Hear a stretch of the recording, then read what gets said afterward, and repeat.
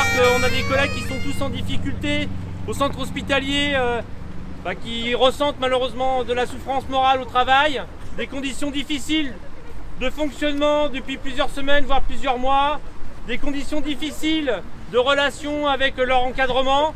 Et ça conduit aujourd'hui malheureusement à avoir plein d'arrêts de travail au centre hospitalier.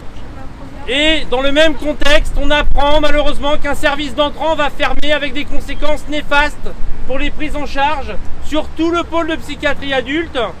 Le service de psychiatrie 1 va fermer au 18 décembre normalement. Donc les patients ont commencé à être changés de service ou sortis à partir du lundi 12 décembre. Les premiers changements n'ont pas bénéficié entre guillemets aux patients puisqu'ils n'avaient pas été prévenus préalablement, ni les collègues d'ailleurs de psychiatrie 1. Ça a créé beaucoup d'émoi, beaucoup d'émotions dans un étabbissement qui revendique la bientraitance, la qualité de vie au travail. On a rendez-vous à 17h30 avec monsieur le sous-préfet qui a finalement pu nous proposer une rencontre. Nous avons demandé une audience à monsieur le maire, monsieur Gilles Lurton, président du conseil de surveillance du centre hospitalier. Je ne vous cache pas que pour avoir un entretien avec monsieur Lurton, c'est très compliqué, surtout quand il s'agit de parler de l'hôpital.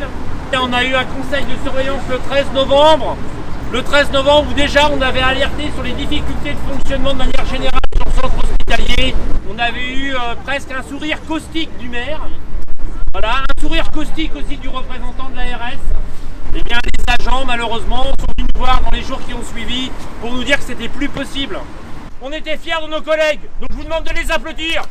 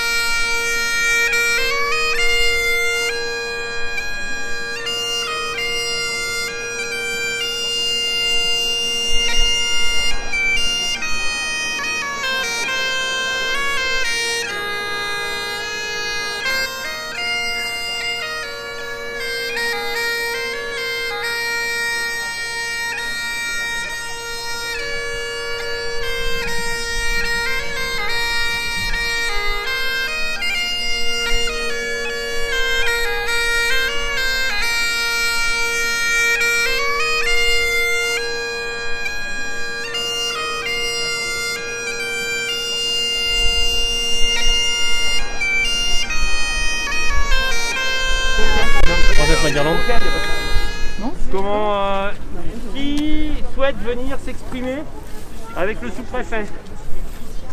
Que c'est maintenant qu'on va décider de la délégation.